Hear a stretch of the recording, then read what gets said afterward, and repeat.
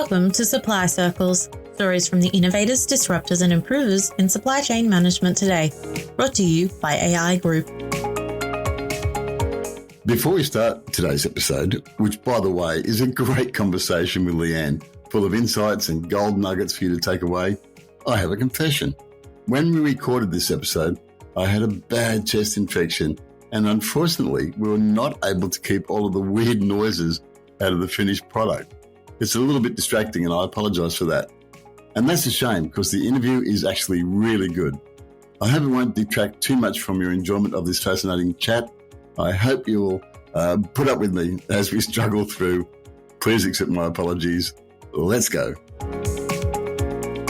Hello, I'm James Scotland, coming to you today from Yungambar country, and this is Supply Circles, the business improvement podcast that asks the question, how can we in Australia create supply chains that are resilient and sustainable at a time when we're implementing the challenges of the 3Ds of 2024?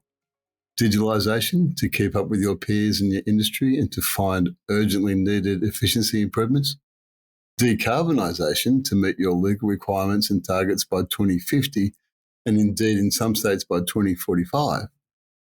And diversification, the need to build a broader business base that is not overly dependent on any single relationship, whether it be a product, a technology, a supply chain, or an export market. Each fortnight, I delve into different sections of the end-to-end supply chain. I chat with fascinating and interesting people, and we try to have some fun along the way. Over the last few episodes, we've been investigating the current market conditions of softening demand and what that means for supply chain management and operations. In episode 40, economist Dr. Jeff Wilson told us that Australia's leading CEOs are expecting a tough fight for revenue this year, and they will need to find innovative solutions. And since then, his team have reported the latest economic data shows, quote, the new orders and activity stroke sales indicators both fell to their lowest reading since early 2020. Last episode, I spoke to David Schleffel, and we spoke of the need to find efficiency through your brand to align the brand offering with the business operations, efficiency through alignment. And today I want to extend that thought one step further for you. To state the obvious, to be a successful supplier, you actually need to be a supplier. You need a customer. And to keep that customer, you need excellent internal operations and a well-managed and efficient supply chain. And you need to be able to prove it. Because businesses are often required, in order to win new businesses, to explain their excellent internal operations and strong supply arrangements. And as we all know, the most demanding way of explaining and detailing your business operation is via a written response. In other words, when we're asked to respond to tenders and bids. But as many listeners will know, and I can personally attest, bid responses are complex, expensive, and high risk. They require hard work and long hours. They come with tight deadlines, and they are stressful. There's no guarantee of success. To make matters worse, in this current market where businesses are experiencing low demand and are having difficulty in growing markets and gaining new customers, we are seeing more and more businesses looking for new revenue via the numerous contracts and bids on offer. So it's even more competitive in this space than usual. So what to do? Should I expend resources in preparing and submitting bid responses that have a good chance of failing? What can I do to increase my chances of winning? What are the keys to winning business in this competitive environment? And what are the issues and implications for the issue of the bid? What are they after? What's the issues for my team and for my suppliers and my resources? All good questions, all worth exploring. So I'm pleased to say today that my guest is a specialist in writing successful bids, particularly major bids and large tender responses. Her name is Leann Webb, the founder and managing director of Aurora Marketing. I've asked Leann to join us today because I met her when we worked together to assist SMEs in Western Sydney to understand the process of becoming a successful defence supplier. I was so impressed with her ability to work with the top end of town and with the SME community. I'm excited to chat with her. So hello, Leann. Welcome to the show. Hello, how are you, James? Thank you for having me. I'm excited to be here. It's great to have you here. I really enjoyed that time we had in Western Sydney chatting with the SMEs who were all keen to enter that supply chain. We had a great connection, I thought. And it was an excellent day. That masterclass on how to work with primes in defence and how to prepare your quad charts. It's an excellent day, an excellent workshop. And you did fabulously. Let me introduce you to the listeners. As the founder and managing director of Aurora Marketing, Leanne is widely regarded as the undisputed pioneer of the bid management industry in Australia. With over 20 years in the industry, Leanne has a deep expertise in major and mega projects, particularly in the construction, infrastructure, transport and defence sector. At Aurora Marketing, she's assembled a team of over 50 bidding experts across 6 locations: Sydney, Melbourne, Brisbane, Adelaide and Perth, and others. The 50 specialists are supported by a comprehensive tender system of tools, processes and precedents that help Aurora win. Leanne tells me the company proudly boasts, check this out, proudly boasts a 98.5% success rate that has resulted in more than $160 billion of work won by clients. And those clients, it's impressive. Her top-end clients include Downer, CPB, Lendlease, Wattpac, BAE Systems, Saab, and many others. And she's worked on projects such as Queensland Train Manufacturing Program, Melbourne High Capacity Metro Train PPP, Southbank TAFE and Educational Precinct, Darwin Waterfront Development, Defence Cairns, HMAS Cairns redevelopment, Defence Australia Singapore Military Training Initiative, and Defence New Air Combat Capability. Whew, what a CV. Yeah. Thank you. Impressive. All right, well, that's the official snuff. Now, tell us about you. How did you get into this industry and why? Yeah, well, actually, why is a good question, because most people who have ever done a tender say never again. And yet here I am doing it day in, day out. One of the crazy ones. You're a nutter. There's no doubt about that. I still have, I've got my grey hair from tenders, I think. Definitely. And actually at Aurora, it is one of our internal culture elements is that we do refer to us as the crazy ones, because anyone who would want to do this more than once, is special. So I, like most people who are in tendering or in bidding, I fell into it. And basically that just means that nobody goes to university or starts a career thinking, I'm going to work in bidding. It's not really even an option to do that at university or anything like that. How does one even do that? So it tends to flow out of a career in writing or marketing or communications or even in business development or sales. And that's what my background had been. And when I was a marketing manager, going back to the start of my career, 25 years ago, tenders would fall on my desk because I was the marketing person. So who else was going to do a tender? And to be honest, I didn't like doing them when I was in-house in the organisations I worked for. They usually landed on my desk 3 weeks after they'd arrived to the company. And then here, it's due tomorrow. Can you help? Yeah. So I didn't love it too much in-house. But as a consultant, when I started to have clients with my marketing consulting business asking me to help them with tenders, I found it a completely different experience. And it was because I was dealing with a different type of client who was really focused on the success of these projects and putting everything they could into winning. And some of the first tenders were some of those mega projects. And it was just an absolute thrill to be able to be involved in a project that was so significant, a city-shaping or in some cases nation-shaping project that I could be involved in. It was wonderful. What a privilege. Yeah, it raises an interesting question. I guess my overriding kind of expertise is in communications, but I've got a lot of friends who are engineers and we sit on totally different aspects of the Myers-Briggs kind of, matrix. Yes. What sort of people are good at putting together bids? What are the traits? That is an excellent question. Well, the irony there is that the more technical you are, And the more thorough and specific you are, actually, the better you are at doing tenders. So, people who are engineering or project management, lawyers, they are actually excellent at doing tenders. The funny thing is, though, what they have in their head as the way you're meant to do a tender is completely wrong.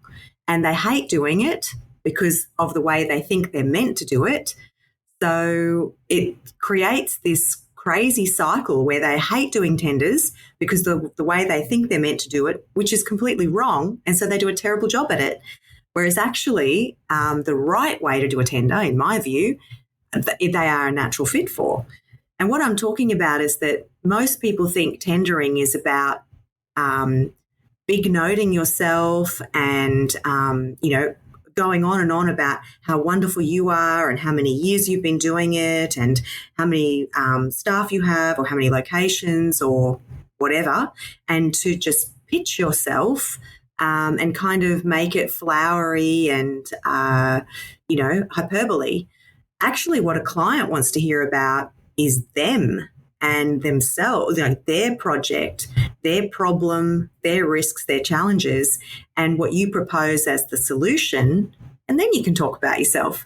And so the process of actually writing a really good bid is far more comfortable for an engineer or a technical person when they think of it in that kind of sequence. Start with what the problem is that the client is trying to achieve, or what the vision is that they're trying to achieve, and then work through what the best solution is and alternatives that you might have considered. And don't even talk about you or your company, because that's not the important part. That's the uncomfortable, boasty part that no one wants to read about and no one wants to write about.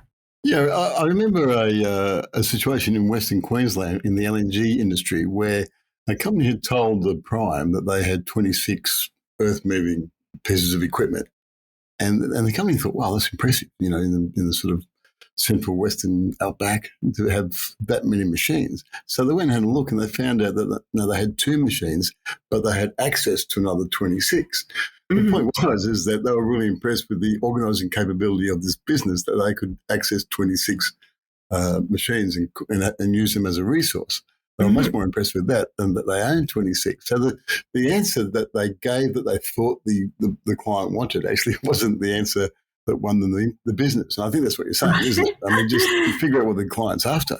Yeah, and start with the client. And, I think a great test of how client-focused your tenders are is to actually look at whose name is mentioned first in your response.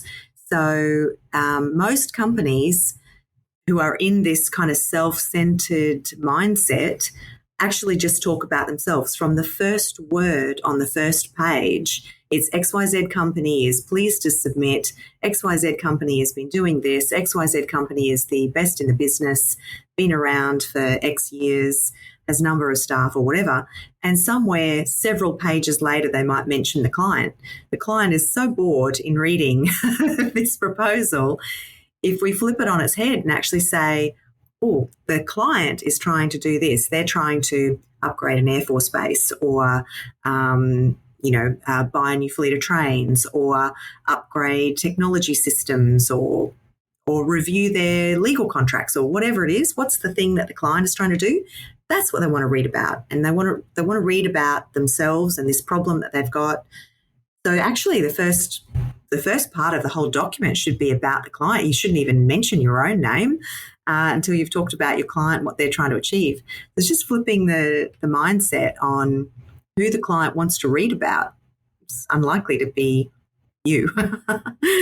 Well, I actually want to talk about you. You've got 6 locations and done many bids over 20 years. You've grown fast. Yeah. What's it like running a business in Australia at the moment? What's the challenges for you? Yeah, I think you nailed it in some of the intro stuff you said, James. Like it is really tough out there right now.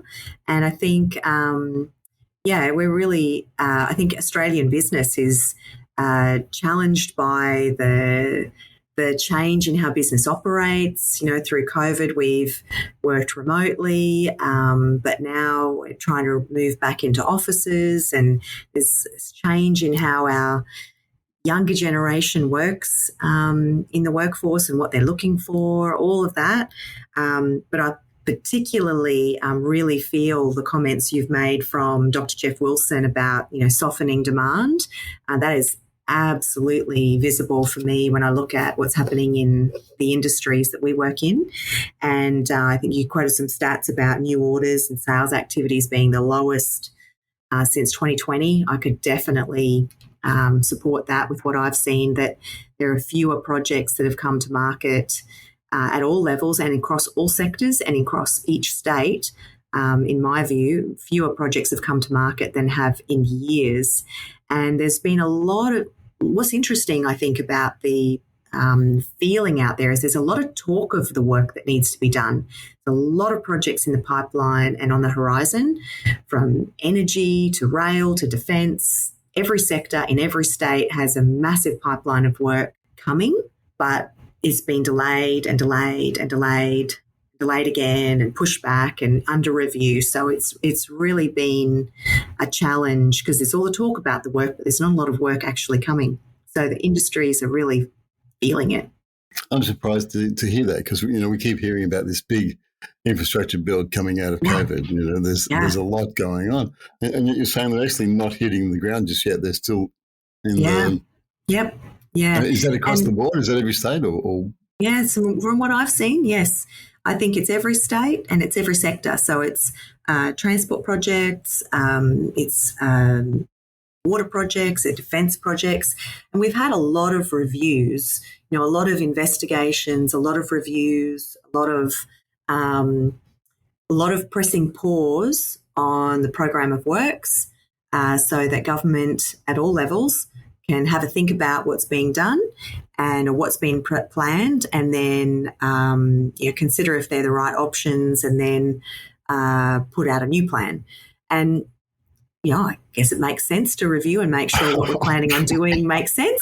But it's hard in the industries that we work in because there's ultimately work needs to be done, and for a lot of the companies we work with, there's a lot of people sitting waiting for work, wanting to be working, and then another project that they've been gearing up for is pushback and waiting and review and maybe changing again. So a lot of uncertainty. Does it mean that a whole bunch are going to hit the market at the same time? Well, actually, I'd be really happy if that's what happened, because I've been saying for 18 months that these projects have to happen, and it's really piling up into this massive tsunami of work. But with each 6 months that has gone past in the last 18 months, I see that tsunami getting bigger and bigger and bigger. And I've been saying for 18 months that it's going to come and it's going to be a big tsunami, but it hasn't started to hit the shores yet. So I'm a little concerned. It sounds like you might be you might be a soothsayer shortly. Pretty much just say, "I told you so. I told you it was coming." I hope so. But now's a good time to get ready. Then, I mean, if we're waiting for the bids, now the time. So let's talk about bids and tenders and whatever. In your 20 years, I'm sorry to keep mentioning how long that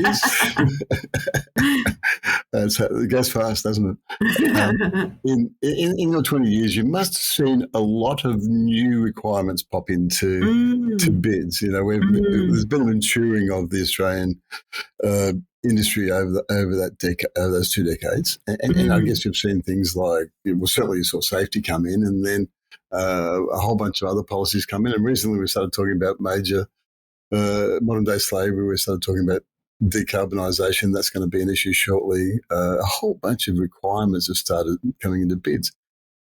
I'm assuming you've seen that. Can you talk to that just for a moment? Yeah, absolutely. You're right. So there's been a lot of policy changes at the government level, which has then flowed through into the expectations and the requirements of tenderers. So tenderers, as you said, really the first one that we could have seen a few decades ago was safety, needing to see how companies ensured workforce or workplace safety. Then that's kind of evolved also into safety and well-being and managing fatigue and those kinds of things in their workforces. Things that are absolutely part and parcel of any kind of bid these days will also be local content.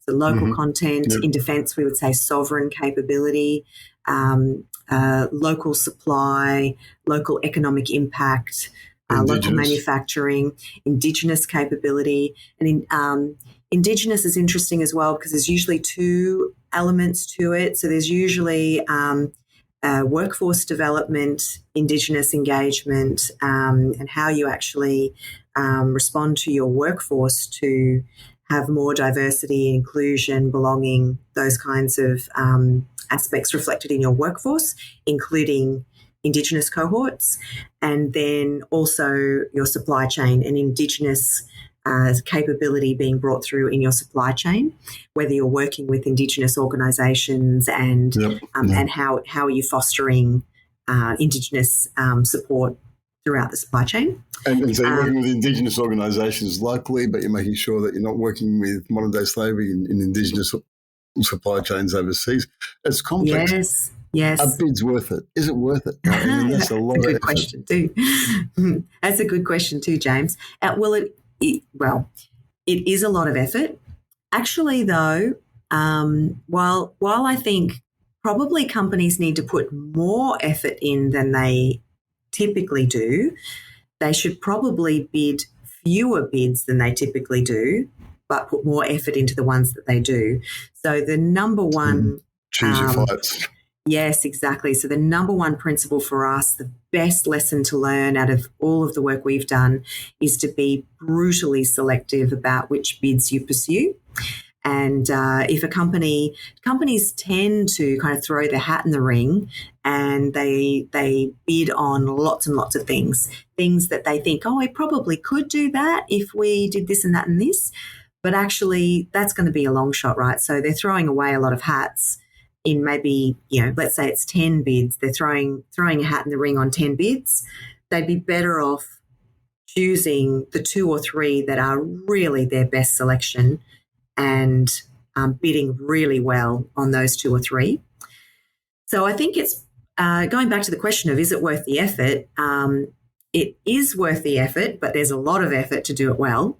But if what you want is a type of contract or a type of client or a size of client or a size of contract, you probably have to bid if you want that. So if you want to work with government, it's going to have to be through a formal procurement process.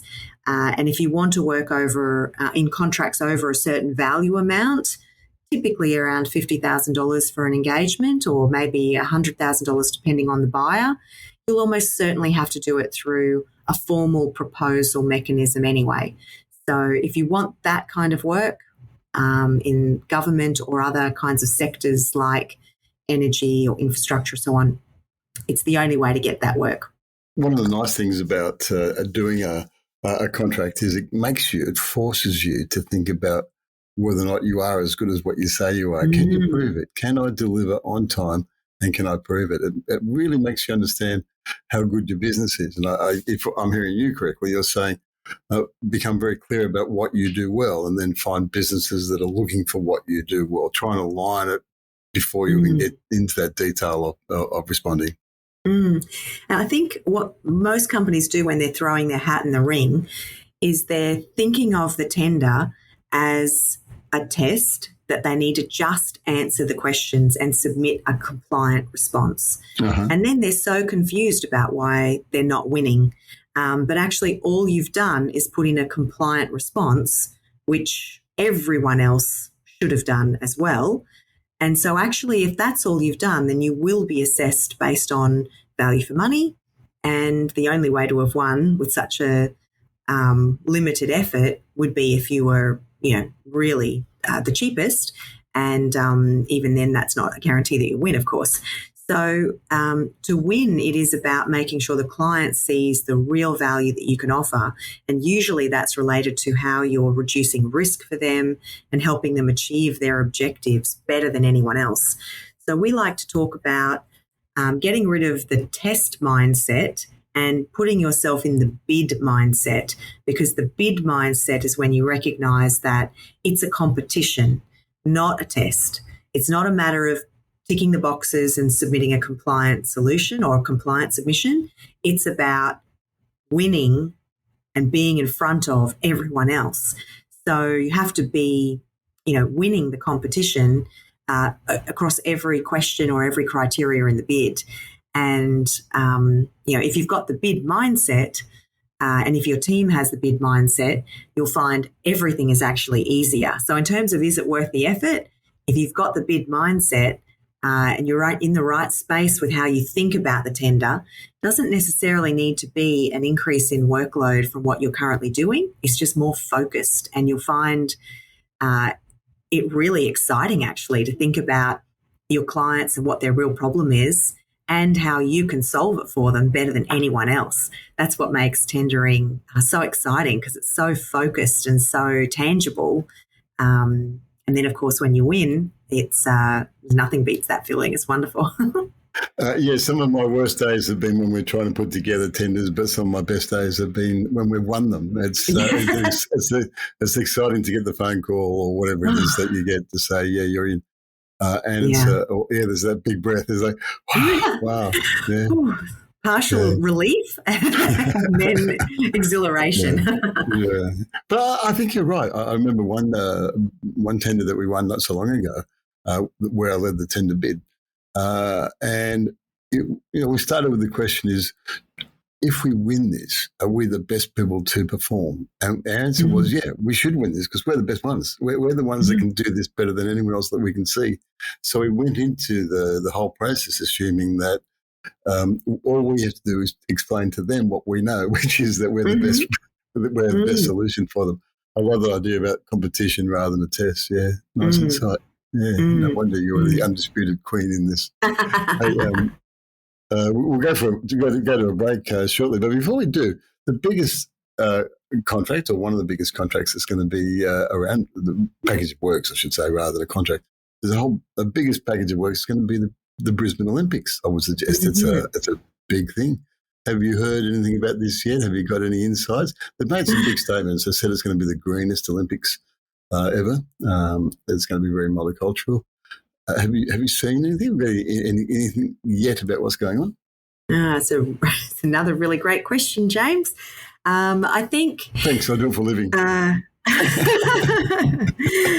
I'm actually on a committee regarding the Olympics infrastructure. So the infrastructure required in Queensland for the Olympics. And there's been a lot of thinking done around the venues and villages and what is needed there. That's one of the key phrases they're using in the Olympics is venues and villages. And then what infrastructure is needed. And quite critically, the Olympics is a wonderful opportunity to catalyse infrastructure that we need in Queensland, that we need anyway. So we can use the Olympics as the catalyst to get the infrastructure delivered, like upgrades to train lines and rail stations and new rail systems, possibly even. Although what we would say is that we are seeing the clock ticking, and yes, we still have 8 years, but there hasn't been as much, if any, work in the industry that we'd like to have seen. So I haven't seen anything come to market that's specifically relating to the Olympics, not that any of our clients have been working on. We were expecting the GABA redevelopment that was announced and discussed well throughout last year. It was the last thing That's the GABA cricket ground that they're going to rebuild in time as the centrepiece of the Olympics, I think. Yeah, that was the plan, and that's what was announced. But with our change in Premier, there's a review of the planned Olympics infrastructure underway now. So the scuttlebutt seems that might be scrapped because there are questions about whether that is the best use of money, and maybe there are alternative venues instead and other plans. So as I mentioned before, there have been plans and reviews and holding patterns, and we're in another one because that contract was just about to come to market as an expression of interest. it should have been out right now. Now it's been delayed with another review. So, there's a lot we're waiting on. Most of what's needed for the Brisbane Olympics or the Southeast Queensland Olympics, most of what's needed upgrades to existing facilities. There are a couple of new venues. So there isn't anything really significant. The Gabba redevelopment was the main piece, and then maybe some infrastructure works. And some of that is also happening or in the pipeline, but not quite here. Under other infrastructure projects anyway, not necessarily the Olympics, yeah. Yes. You put yourself in then as a Queensland resident. Have you always been a Queenslander? Yes, I have actually, yes. Not always in Brisbane though. I was born and raised in Toowoomba and then came to Brisbane when I finished my degree and got my first real job down here in the Big Smoke. We haven't moved very far. All right, let's go to a break. When we come back, we'll talk about mistakes and lessons learned. Great. Thank you. If you have supply chain or business improvement challenges, contact AI Group's Business Improvement and Growth Hub. The Big Hub is a library of practical and relevant resources designed to assist member businesses to grow and improve. The Big Hub also includes an extensive network of experienced, pre-qualified business improvement consultants. For more details, contact big@aigroup.com.au. That's big@aigroup.com.au.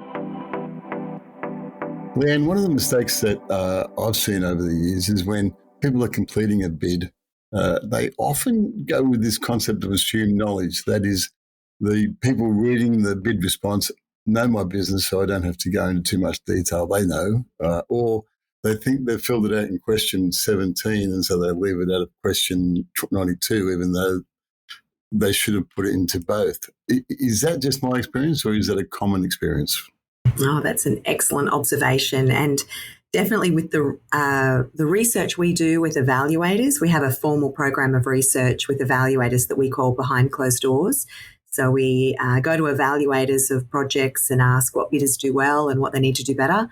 And absolutely a common theme, happens so much more regularly than you might imagine, is that bidders presume that the evaluators know about their business and know about their relationship and track record working with the company. And yeah, exactly. Bidders might think, well, we've been working together with this company for 10 years. We're your current incumbent. We don't need to provide you with the detail of what we've done and what our successes have been. We'll just skip over that bit. But actually, the evaluators, they can't incorporate assumed knowledge like that. Or background knowledge like that. They can only evaluate the bidders based on what's in the formal response. So they're not allowed to say, well, I actually know they're 10 out of 10 in this area because of my experience with them. If it's not on the paper, then it can't be scored. The other thing to realise, though, is that the evaluation panels are far more diverse than most people realise. So while you might have been working with the company for 10 years, that evaluation panel will probably have a mix of people from all different divisions in the company, some people from commercial, from financial, from legal, from wherever. And some of them might be new to the organisation, and they're often thrown into an evaluation process as a new employee or a new team member, because you have time available if you've just joined. So often there's no background knowledge that those people actually can draw on anyway. Yeah, best practice is absolutely to include all the information that the reader will need to know to evaluate you. And don't be shy in it too. Include your KPIs, include examples of your feedback reports, include testimonials that you've gathered, and do so in advance, of course. So before the tender comes out, gather the testimonials from the people in the organisation, gather the KPIs and the stats so that you can proudly show what a great job you've been doing. Yeah. And get specific details from your suppliers. I was an assessor a few times for government contracts, nothing big, but as part of the assessor, you are given a document that says, did they answer the question? So question 1, 2, 3, 4, 5. Question 1, did they answer the question? and then rate that answer 1 to 7 or whatever. And amazing amount of people left questions unanswered. And as soon as you tick no or cross no, they're just kicked out. They're no longer part of the bid. It's a crazy thing. And it might even be, are you an Australian company? And they just leave that because I've answered that before, so I'm not going to answer that again. Some of the questions seem dumb though, don't they? I mean, not dumb. They seem like, why are you asking this? Yeah, well, in fact, on that topic of answering every question, that is the number one piece of feedback that I get from evaluators is that bidders don't answer the question. I cannot believe how frequently I hear that because it's actually the golden rule. Answer every single question and answer it in the structure it's been given to you. So if the question has information, that's the point. Absolutely. Even if you're repeating information, yeah. Absolutely. So if the question asks, 3 dot points, then your answer should be structured in at least those 3 headings, for instance. Answer every question. And it is astounding how many bidders don't. And I'm not sure whether it's laziness just I've already answered it, so why do I need to do it again? Maybe there's also a little bit of, well, why do they need to know that? I'm not going to tell them that. That's something that we can tell them later. But in my experience, I haven't seen too many examples of companies asking questions just for the sake of it. I think most of what they're asking, they really need to know, and it is part of their evaluation process because they want to hire an Australian company or they want to know what the impact is on local content, for instance, if that's the question, are you an Australian company? So they're not asking questions just for the sake of it. Answer the questions, answer it in multiple places, answer with duplication and answer in the structure that they've asked for. But actually, even more importantly, think about why they're asking that and then go above and beyond. So if the question is, are you an Australian company? Well, yes, and this is the number of employees we have. This is our plans for growth. This is the investment we've been making in our local supply chain. So if they're asking about that because your thinking is that they want to develop sovereign capability or they want more Australian suppliers, actually give them more of what they're looking for. So go above and beyond that basic question. Don't just tick the box. Yeah, it's not. Often they're not word limited. You can actually just give a whole bunch of information over and over again. Just keep putting into different boxes. Yeah, and obviously if it is word limited, then you do need to respect those limits. But often they're a good indication of what the client is looking to understand. And I often think the mandatory questions or the compliance questions, a lot of people think of them as the tick of box. It's just a compliant question, tick the box, move on. If it is so important that it's mandatory, I actually want to understand why that's so important it's mandatory. And is there a story I can tell that actually gives them even more confidence in my company's ability to do the work? And it might be, in the case of the evaluation process, a ticker box in a way. It might be a gate that you pass through, but the evaluators will still be left with a stronger feeling of confidence and understanding about your business, even if it is just, yes, they comply. It impacts how they evaluate other questions that you've answered because you've created a stronger sense of confidence in the evaluator. Great tip. Yeah, I love that. One of my favorite, one of the funniest answers I read once was available on request. So I felt like saying, this was the request. Exactly. How else should we request it? This was it. Have you seen that? I have seen that. Sort of like financials and stuff like that. They say, just ask us. Well, we are asking you. That's what the bid is. Yeah, crazy. Yeah. Yes, I've had that conversation with a few clients over the years saying exactly that this is the request. Well, this is the request. Mm. Yeah. What are the other mistakes or what lessons have you learned over your time doing this? What can we take away from let me climb into your head and say, tell me the secrets. What are the best ways to prepare for bids? Well, to prepare, I think the best way to prepare is to prepare early. So, and especially if you need to partner with another organisation or you're going to join together as a consortium.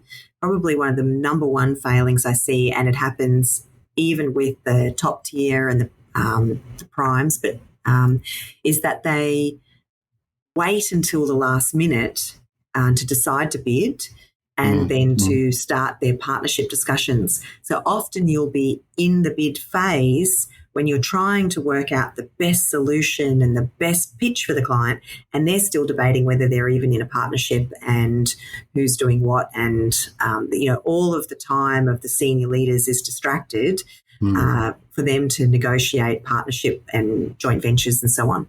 So that's probably catastrophic in a way, really, because, and they'll even admit it themselves, I shouldn't be dealing with this. This should have already been agreed. Yeah. So if the plan for you is that you need to JV in order to bid and you haven't got your JV bedded down before the first phase of the bid, I'd say that's probably a red flag that you possibly, you've left your run too late, and, it may be too late to do a proper bid while you're still distracted trying to do that joint venture.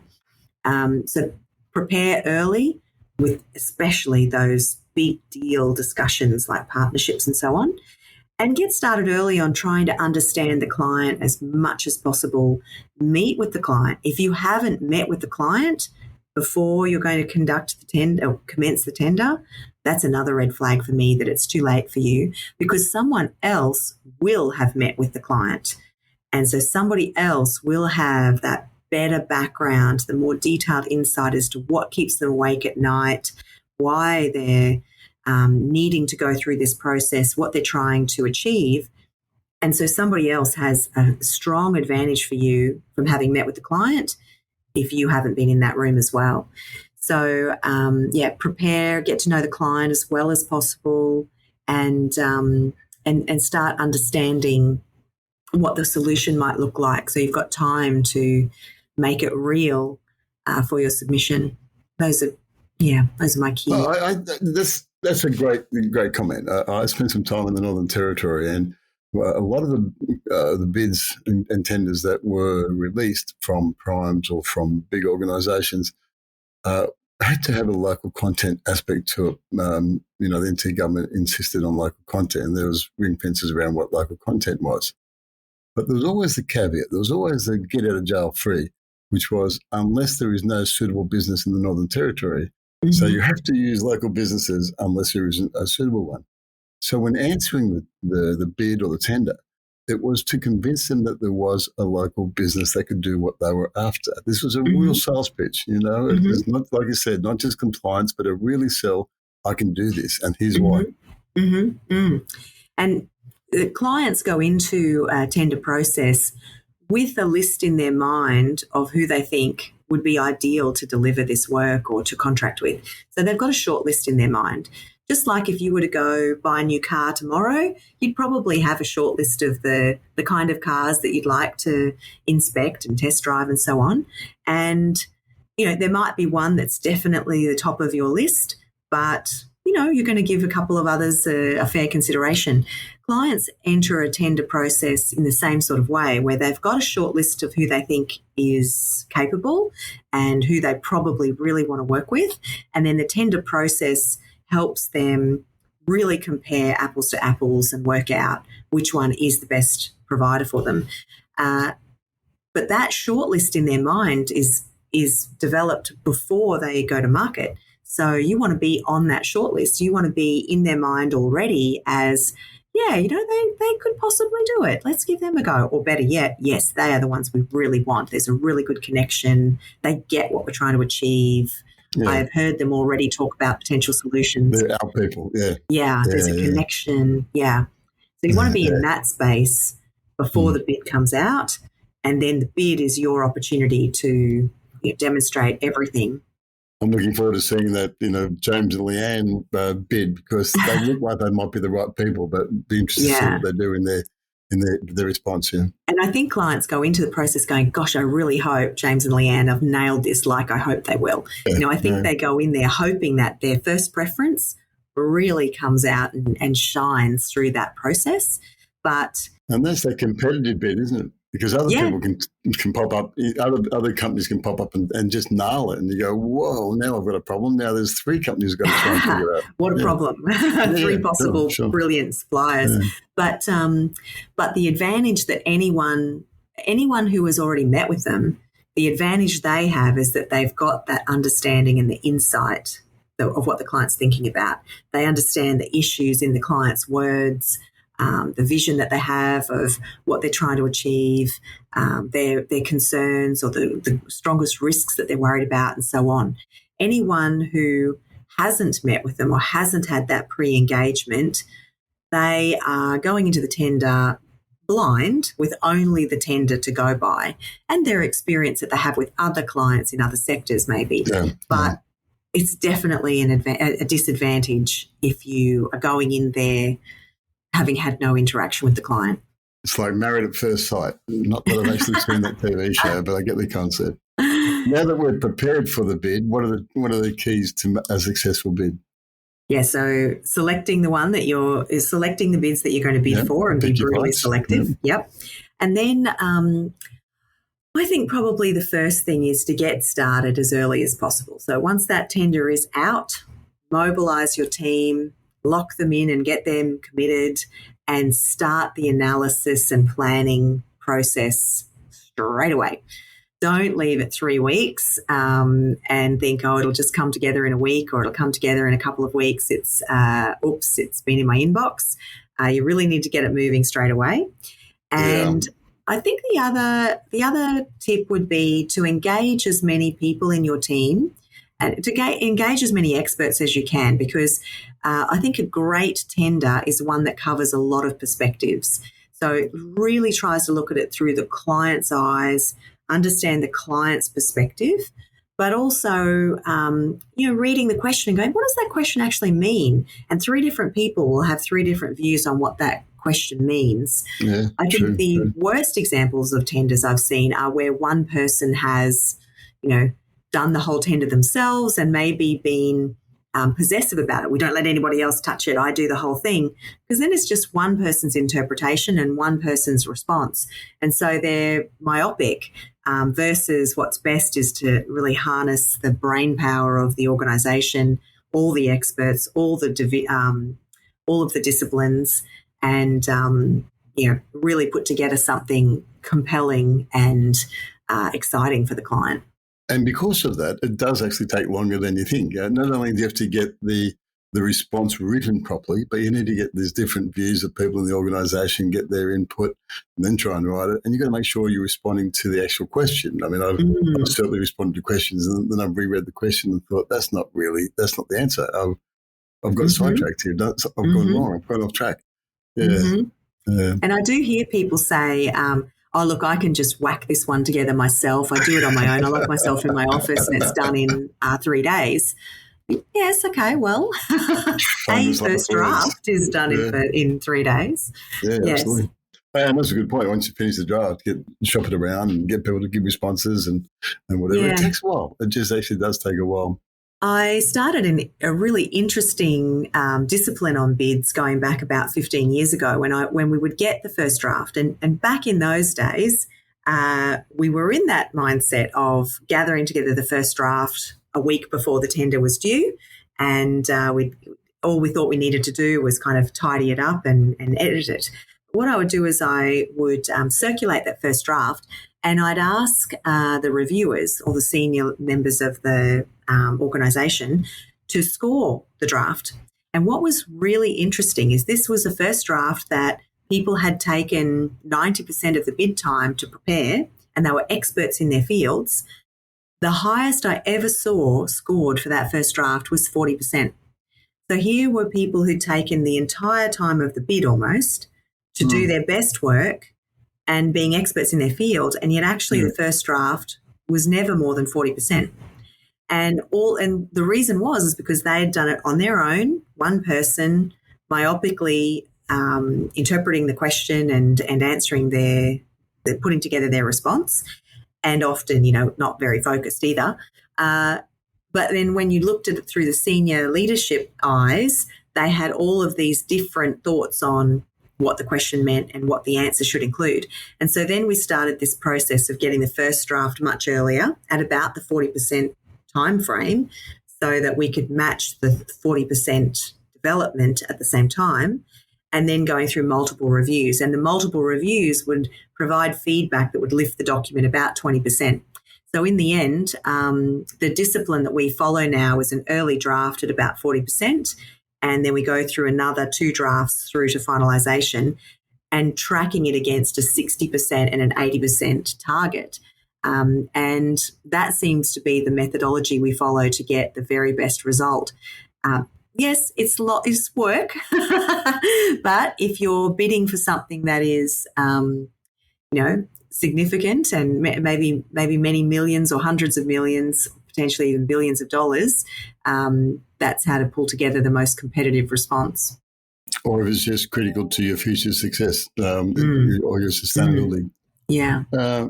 We should wrap up. This is fascinating. There's so much good stuff. Back to your business. Lots of people are probably listening to this and saying, I'm going to have to get in contact with Leanne so I can start winning bids. What's a good client look like to you? Good question, James. I guess for us, probably it's a client that really wants to win. That's all that it matters to us, is that they really want to win. And most clients do come to us and say, this one tender is coming up and it is a must win for us. It could be an existing client that is recontracting. It could be a new client that they really want to start working with. It could be a new sector to them. But if they've got that mindset that we really want to win, we're in. We love it. They might have a very sophisticated process that they already use. That's fine. We can adapt to clients' ways of working. They might have their own bid team even. That's good too. We work with a lot of clients that bring us in to help them on particular tenders or just want a bit of extra capacity maybe. But as long as they say this one is one we really need to win, we're there. The other thing actually that clients might come to us for is that they might tackle a lot of smaller tenders and maybe they want us to do a little bit of a review of how they're generally responding to tenders and to provide them with some feedback. So a little bit of tidying up back of house and helping them get ready because they'll continue to do their volume of work in-house. We can help like that too. And, of course, we have training programs, webinars, masterclasses, training workshops, a whole range of things. So anyone who has work that they need to win, we are there for it. We will put your contact details in the show notes, but Aurora Marketing, it's pretty easy to find. I think there's a good tip. And I always went back and looked to see what sort of success rate we had with our tenders. But we never actually went and got someone external to say, tell us how we can improve. That's a good tip. I appreciate you being on the show. It's been a fascinating conversation full of gold nuggets. I feel inspired now about tenders rather than frightened by them. Lovely. That's a really nice thing to say. Thank you. Well, I have really enjoyed it too. Lovely to talk to you again, and I look forward to the next time, even if there's no recording. Yeah, look forward to catching up in person. No doubt we'll do that this year, and I look forward to that. Wonderful. Well, that's it for another episode of Supply Circles. Thanks again to everyone for listening, and thank you for your feedback. If you have any feedback on today's interview with Leanne or ideas for the show, or just want to give me some feedback, hit me up at james.scotland@aigroup.com.au or head over to my LinkedIn page. I'd love to hear from you. I got a great note this morning about a recent episode and it made my day, so thank you very much. And we'll be back in a fortnight with more business improvement insights into the keys to building sustainable supply chains. Thanks for joining me. This is Supply Circles. I'm James Scotland. Bye for now.